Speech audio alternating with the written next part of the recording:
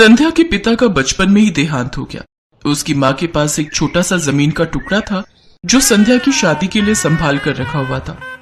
संध्या के ससुराल वाले बहुत ही लालची स्वभाव के थे। संध्या की माँ ने शादी के समय उसके ससुराल वालों को जमीन बेचकर 10,000 रुपए दे दिए थे।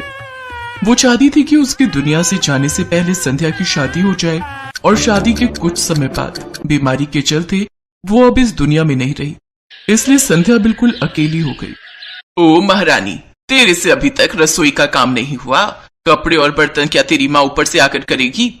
माँ जी मैं कर दूंगी, पर आप हर बात में मेरी माँ को क्यों लाते हो? वो बेचारी तो अब इस दुनिया में नहीं है। करम चली भिखारिन मेरे आगे जुबान चलाती है।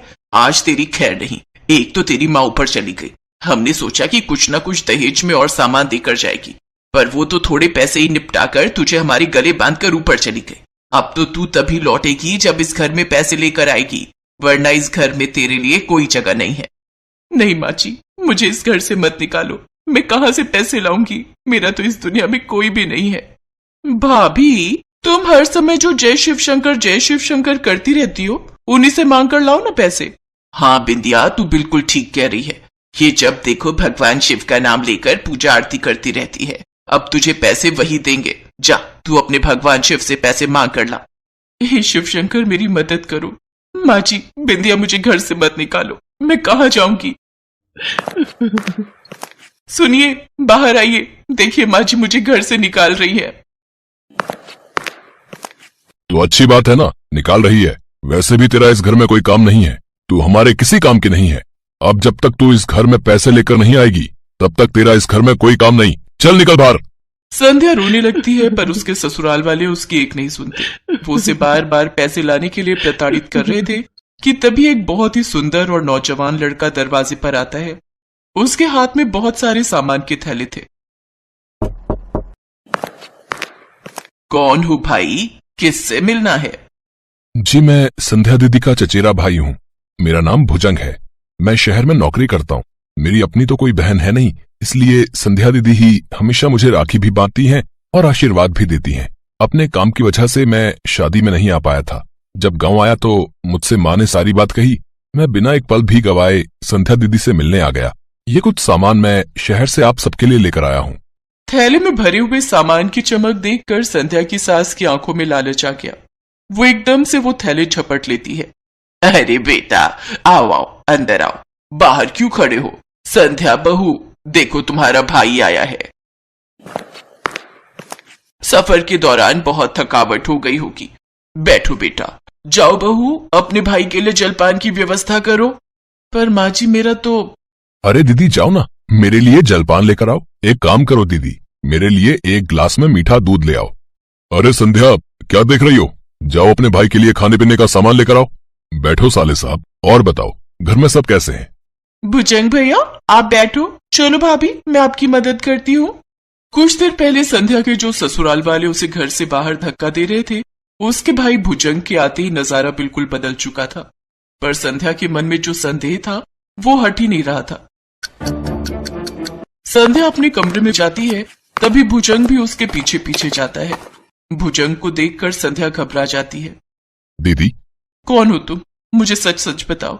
देखो भैया, तुमने अगर मुझे बहन कहा है तो मुझ दुखियारी पर कृपा करो। तुम जो भी हो, मुझे सच कहो। मेरा मन बहुत घबरा रहा है। भैया, मेरा कोई भाई नहीं है।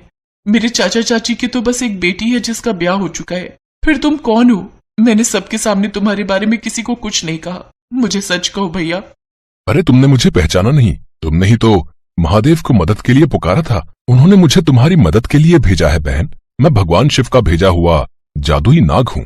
मुझे भगवान शिव ने तुम्हारी सहायता के लिए भेजा है। अब जब तक मैं तुम्हारे सारे कष्ट दूर नहीं कर देता बहन, तब तक मैं यहाँ से वापस नहीं जाऊंगा। जादुई नाग? हे शिव शंकर, आपने मेरी सहायता के लिए जादुई नाग को भेजा है? भैया, आप तो मेरे भगवान शिव के भेजे हुए नाग हो। अपनी बहन का प्रणाम स्वीकार करो भैया। पर भैया, यहाँ आपकी जान को खतरा है। अगर किसी ने आपकी सच्चाई जान ली तो कहीं कुछ अनर्थ ना हो जाए। बहन, मेरे ऊपर भगवान शिव का आशीर्वाद है। मुझे कुछ नहीं हो सकता। मैं तो सब कुछ ठीक करने आया हूँ और सब कुछ ठीक करके ही यहाँ से जाऊंगा। ये लोग बहुत लालची हैं। इन्हें सबक भी तो सिखाना है। देखना, एक दिन ये सब तुमसे माफी मांगेंगे बहन।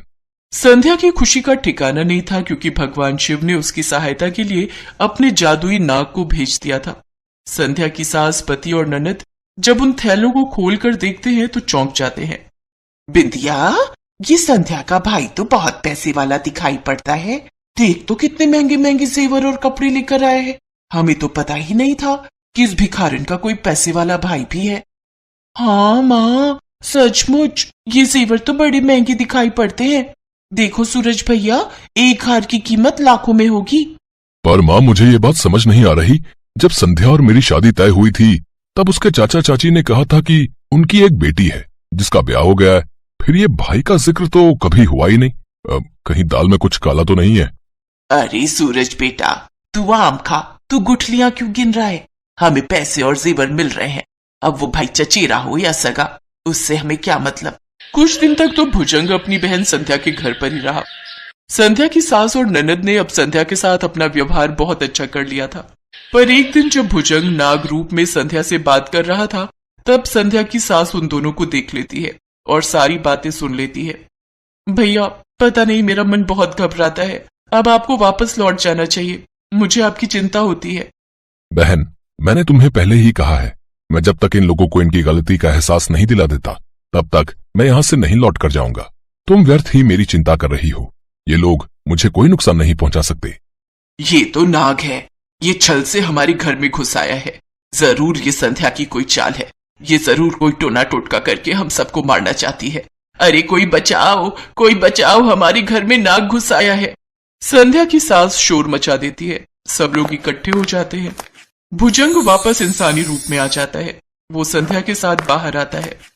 यही है नाग, सब मिलकर इसको मारो, नहीं तो ये हमें मार देगा। सूरज बेटा, जल्दी से वो लाठी उठा कर ला। माँ, मुझे पहले से ही पता था कि संध्या का कोई भाई नहीं है। आज मैं इसे जिंदा नहीं छोड़ूंगा। नहीं नहीं, भैया को कुछ मत कहना। ये तो मेरे लिए यहाँ आए थे। इन्हें तो भगवान शिव ने मेरी सहायता के लिए भेजा था। आप सब मेरे भैया को कुछ मत कहो। बहन, चिंता मत करो, ये लोग मेरा कुछ नहीं बिगाड़ सकते। आज मैं तुम सबको दंड देकर ही रहूंगा। लालच में आकर तुम सब मेरी बहन को बहुत प्रताड़ित करते हो, उस पर अत्याचार करते हो। आज मैं तुम्हें इसका दंड अवश्य दूंगा। देखते ही देखते भुजंग एक विशाल नाग का रूप ले लेता है और संध्या की सास, ननद और पति की तरफ दौड़ता है। वे तीनों बचाओ बचाओ चिल्लाने लगते हैं। हमें माफ कर दो, हमसे भूल हो गई। संध्या, हमें बचा लो, ये नाग हमें डस लेगा। भाभी, बचा लो भाभी, ये हमारी तरफ दौड़ रहा है। दहेज के लालची मनुष्यों को दंड देना बहुत जरूरी है। भैया, इन्हें छोड़ दो। इन्होंने आपसे क्षमा मांगी है और आप तो यही चाहते थे ना कि इन सबको सबक मिल जाए। इन्हें सबक मिल गया भैया, आप अपना क्रोध शांत कर लो। संध्या के कहने पर नाग वापस मनुष्य रूप में आ जाता है।